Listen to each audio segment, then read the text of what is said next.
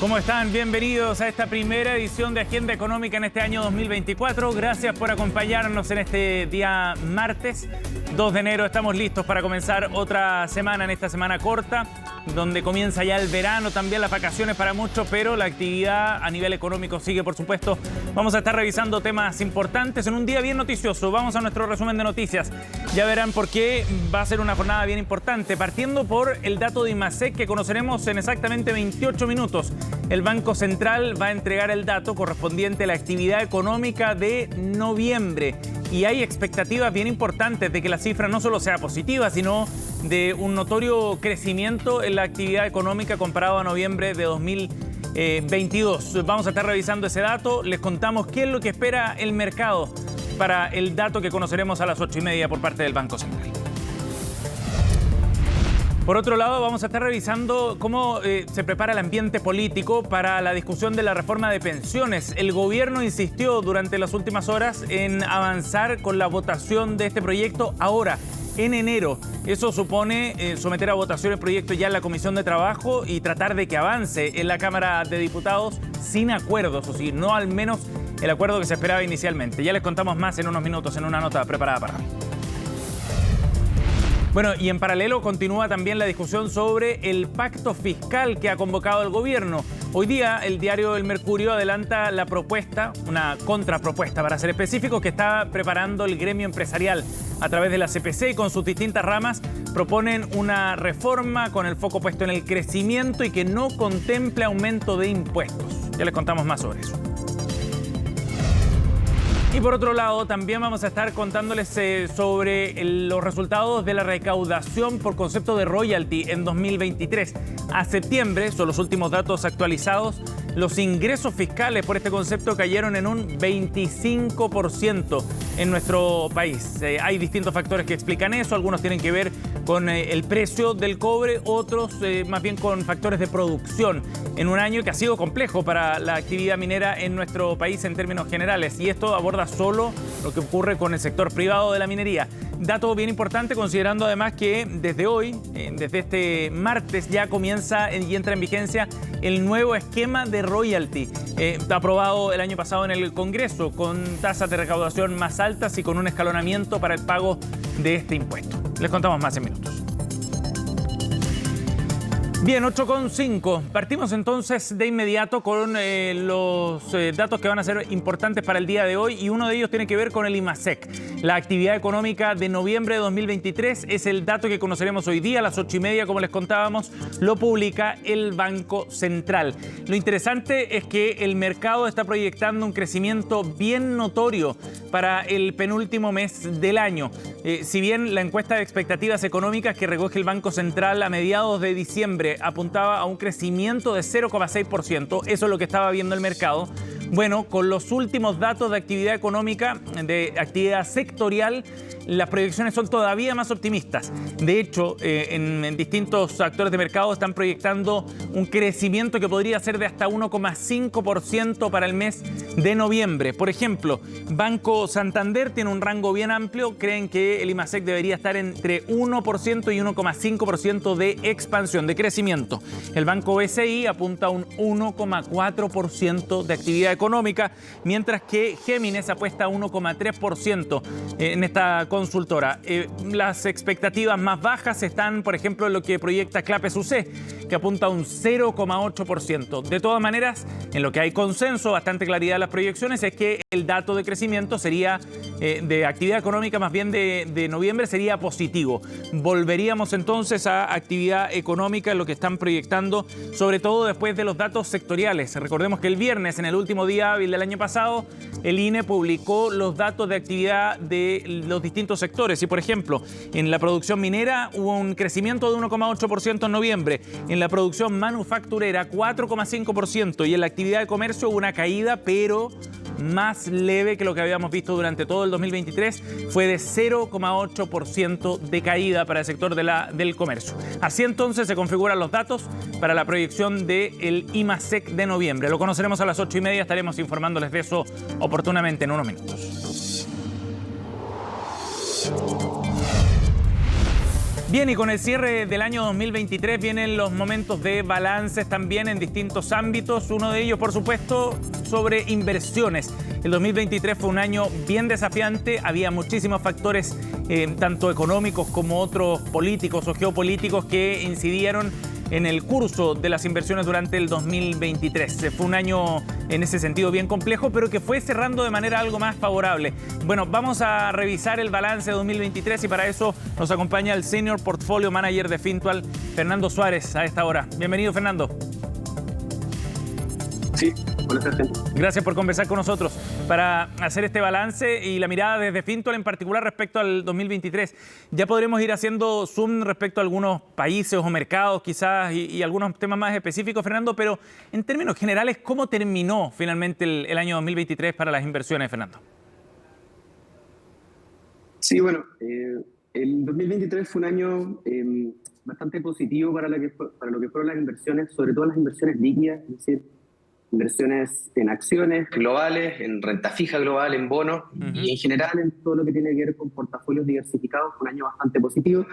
Recordemos que veníamos de un año muy negativo como fue el año 2022, donde tanto la renta fija como la renta variable tuvieron comportamientos bastante negativos.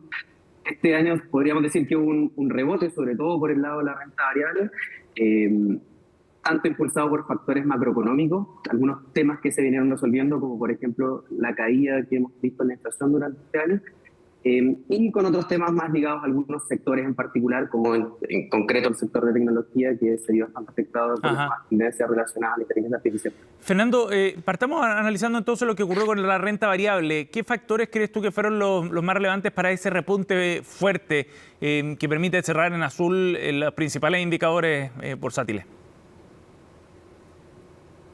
Sí, yo diría que son tres factores. Uno es la base de comparación. De nuevo, empezamos desde un año 2022 muy deprimido, producto del alza que vimos en la inflación post-pandemia. Lo segundo fue la caída de las tasas de interés, en particular el cambio en la retórica que tuvieron la gran parte de los bancos centrales, y en particular la Reserva Federal, respecto de finalizar el ciclo de alzas de tasas.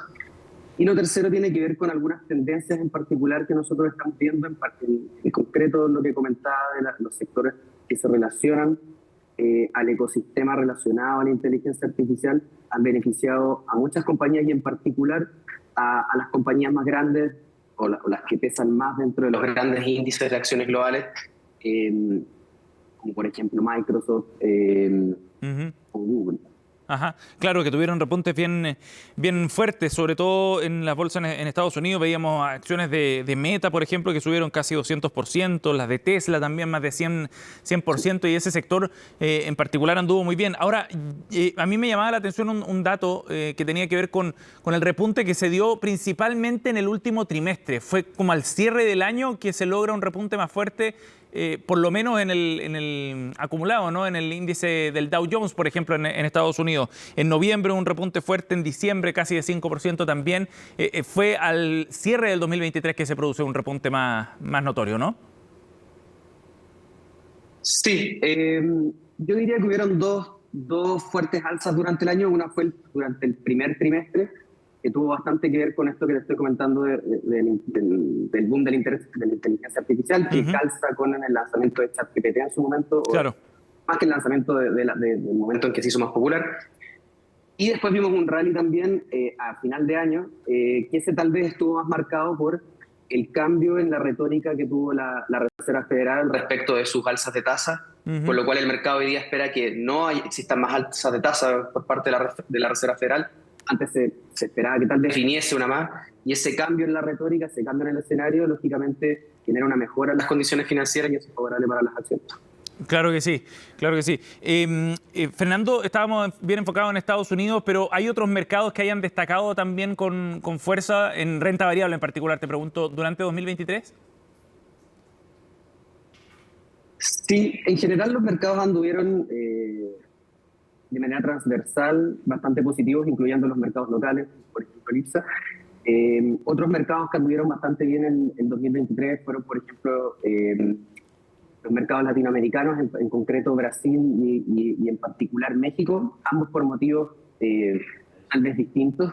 Por el lado de México fue algo más más ligado a la fuerte inversión que ha caído este año producto del nearshoring y de el reacomodamiento de las cadenas de producción. Claro.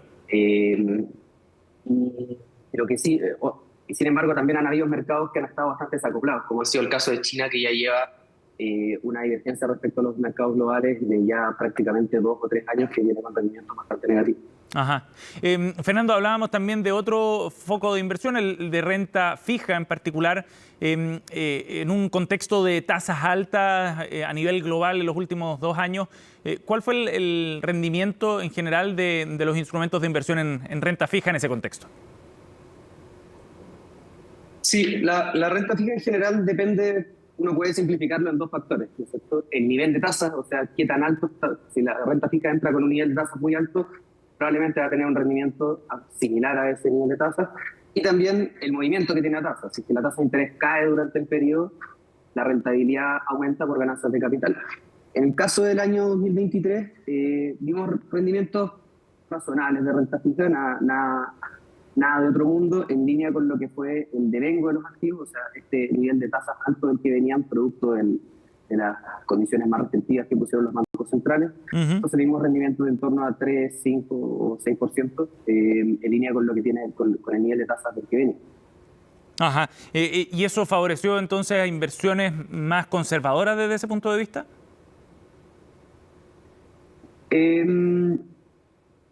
Sí, podría. O sea, bueno, la renta fija por naturaleza es más conservadora que la renta variable. Claro. No fue un año no fue el año de la renta fija, así como un año que realmente sobresaliera o que tuviese grandes ganancias de capital. Sencillamente fue un año más razonable. Lo que sí esperamos para 2024 es que la renta fija recupere esta característica diversificadora que entrega. Las acciones, recordemos que suelen tener una correlación negativa con los bonos. Es decir, cuando la renta fija, cuando las acciones andan mal y hay caídas de mercado, en general la renta fija suele defender de alguna manera porque las tasas de interés caen.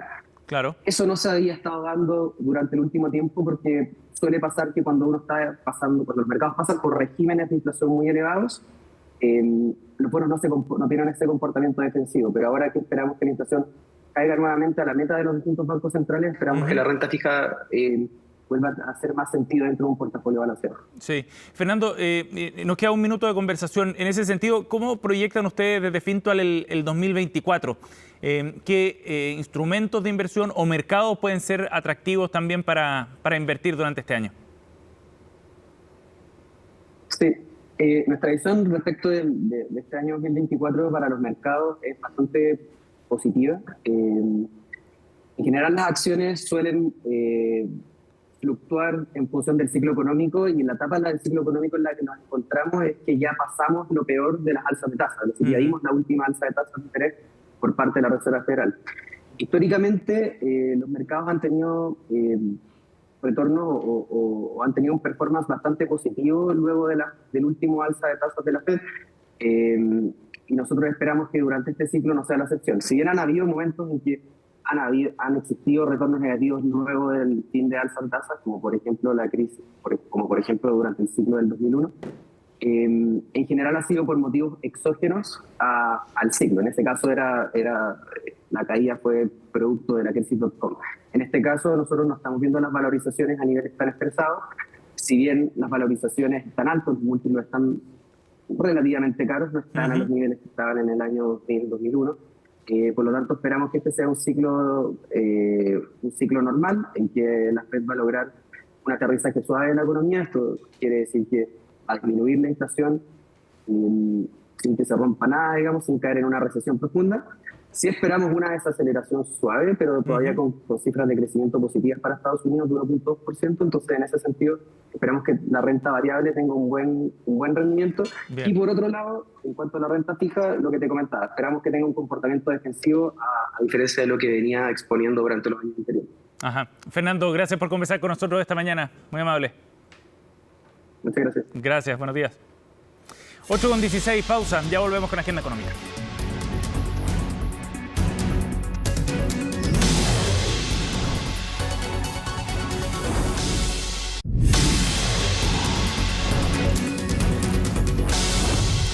Estamos de vuelta, seguimos aquí en Agenda Económica 8:20 para hablar de la reforma de pensiones.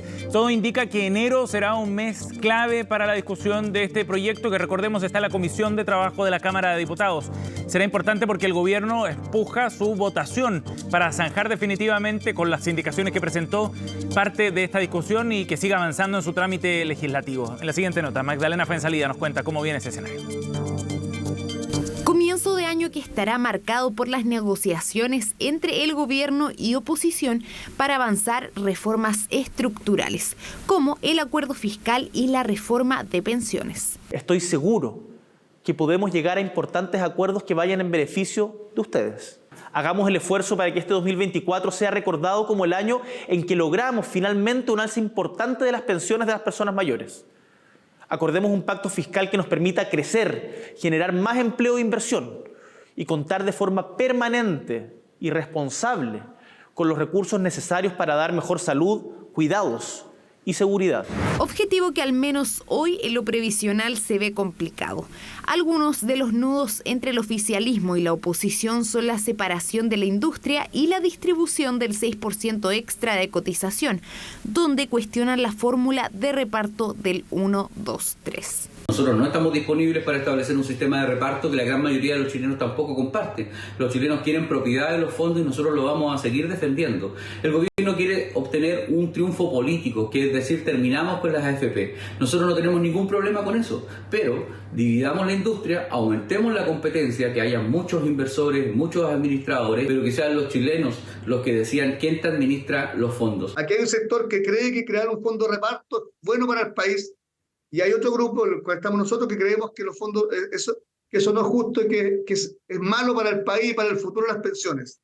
Y en esos dos polos estamos hoy día. Yo creo que es el año en que tenemos que destrabarlo y solucionarlo y buscar una salida para que este tema quede en el pasado, porque lo que no puede ocurrir es que todo siga igual. Hay que avanzar y dar respuestas a la ciudadanía, pero para eso hay que tener datos. Y es algo que también está ausente en el gobierno. No hay datos que sustenten sus propuestas. Nosotros hemos acompañado nuestras propuestas con datos, con estudios, y el gobierno lo que nos ha dicho es no dan los datos. Bueno, sentémonos en una mesa técnica a conversar los datos, pero con expertos y no con una afirmación vacía que no nos permite avanzar. En tanto, desde el oficialismo se sumaron al mensaje del mandatario de buscar más diálogos para este año. De hecho, algunos plantean cierta esperanza con la apertura en algunos sectores de oposición.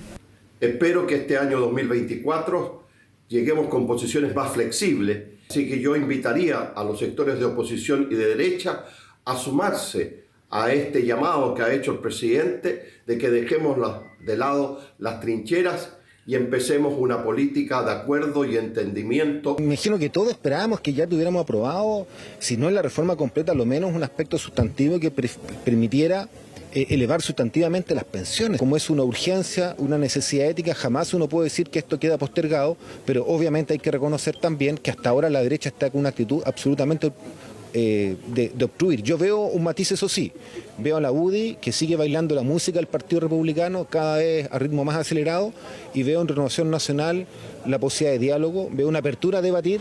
Desde la Comisión del Trabajo de la Cámara buscarán que enero sea el mes clave para avanzar en la reforma de pensiones, ingresando el proyecto en la tabla la primera semana de enero.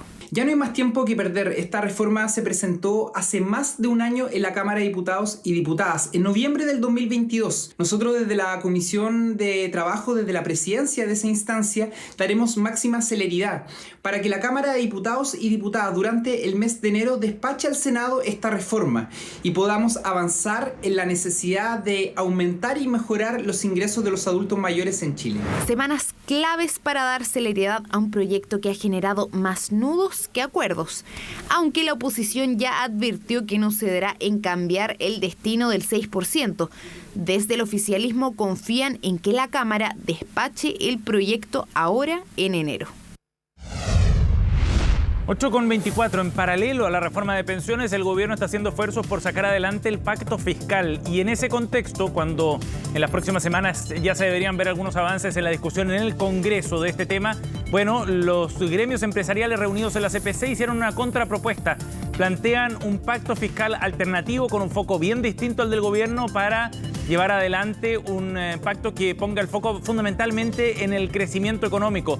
Dicen desde la CPC, que reúne las distintas ramas empresariales. De partida, el diagnóstico que tienen sobre cuál es la brecha de recaudación tributaria con los países de la OCDE, dicen que está más cerca del 2% del Producto Interno Bruto. Eso es lo que faltaría para poder llegar a niveles de recaudación similares a los países de la OCDE, y eso se podría solucionar fundamentalmente con cierres de las brechas de evasión y elusión tributaria, dicen en este documento. Y se menciona en ese sentido entonces que la tasa de impuesto corporativo, por ejemplo, la que pagan las empresas, debería caer de un 27 a un 23%, 2 puntos más de lo que propone el gobierno, que está tratando de bajarla a un 25%.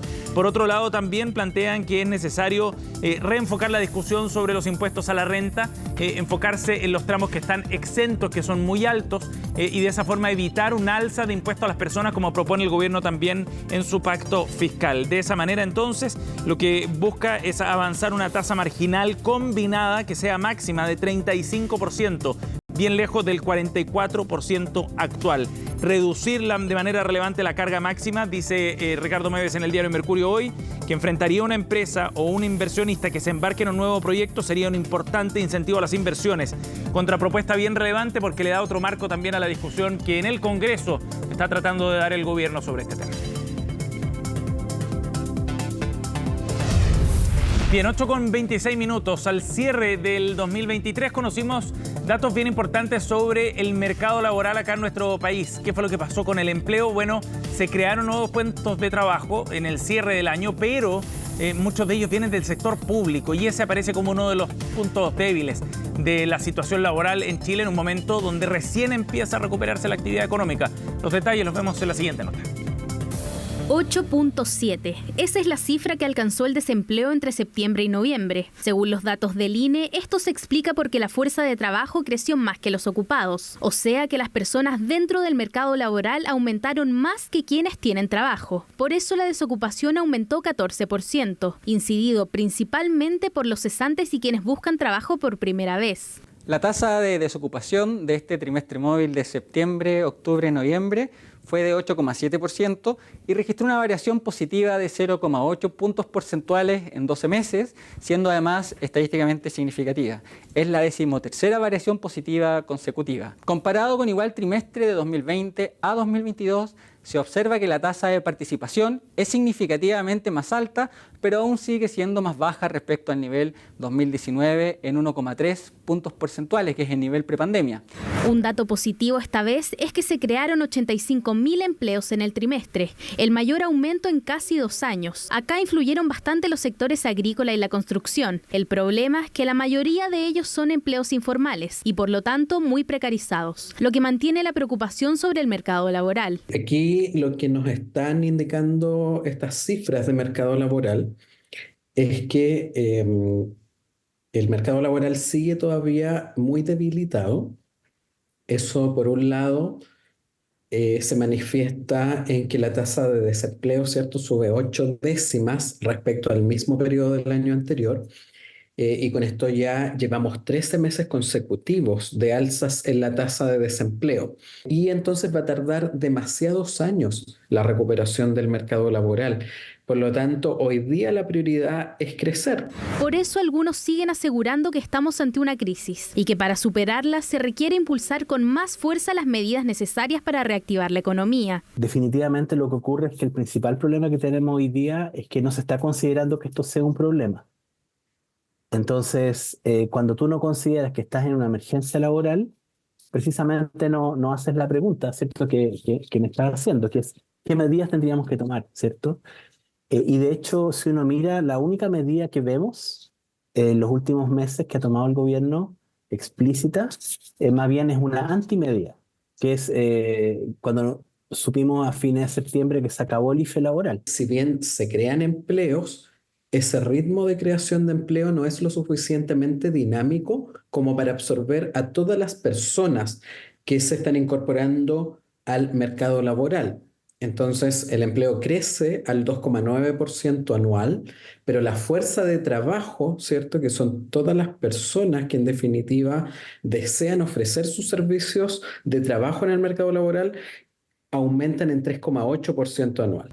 Ahora las esperanzas están puestas en los meses de verano, ya que son varios los sectores que aumentan sus necesidades de contratación en esta época, aunque sería un alivio solamente temporal. Estamos en los meses donde hay estacionalidad positiva, lo que implica mayor demanda de ciertas ocupaciones, como por ejemplo el sector agrícola, y dado esto es esperable observar menores presiones respecto a la tasa de desocupación. El gran desafío que tenemos ahora es la época estival, donde el sector agrícola emplea más personas. El segundo desafío, sin duda, es terminar con la informalidad laboral. En este periodo es donde se reactiva el mercado laboral. Sin embargo, este año demostró que nuestro mercado está frío y está siendo cauteloso respecto de la economía. Como todos sabemos, 2024 va a ser un año muy anémico, ¿cierto? En términos de crecimiento, va a ser muy bajo. O sea, va a ser del orden del 1%. Si tenemos 9 millones de ocupados, ¿cierto? Estamos hablando de 95 mil empleos. Eso es lo que uno esperaría, que en una economía con un crecimiento del 2%, más o menos es lo que crezca el empleo en un año. De cara al 2024 se espera una recuperación paulatina de la tasa de ocupación. Sin embargo, los expertos son claros. Es necesario poner el foco en el crecimiento económico para generar empleos y ofrecer incentivos para los trabajadores. 8 de la mañana con 31 minutos. Noticia de último minuto, lo que ha publicado el Banco Central. Estábamos esperando este dato del IMASEC correspondiente a noviembre de 2023. La actividad económica creció 1,2% en comparación con el mismo mes del año 2022, es lo que informa el Banco Central a esta hora. El dato que está dentro de lo que estaba proyectando el mercado. En las últimas proyecciones conocidas en el viernes, por ejemplo, el mercado estaba apuntando a un rango de crecimiento que iba entre un 0,8 a 1,5%.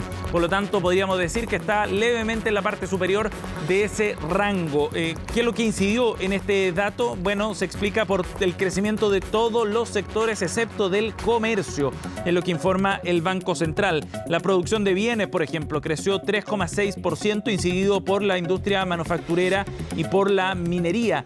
En este último sector hubo un crecimiento de 2,7% del sector minero.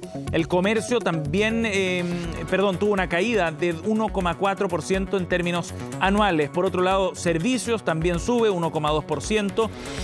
Resto de bienes, otros sectores 2,9%, y de esa forma entonces se llega a este dato anualizado de 1,2%. Otro dato importante, la serie desestacionalizada que muestra la velocidad en la que va la actividad económica es de un 0,3%. En comparación a octubre, entonces, noviembre crece 0,3%. Buen cierre de año para la actividad económica en nuestro país. Podría eventualmente configurarse incluso un crecimiento de la actividad económica en todo 2023, muy leve en todo caso. Estamos discutiendo de asuntos en el margen. Ya veremos reacciones para este dato de IMASEC, 1,2% el IMASEC de noviembre de 2023. Con esta información nos vamos. Gracias por acompañarnos. En minutos partimos Noticias Express aquí en CNN.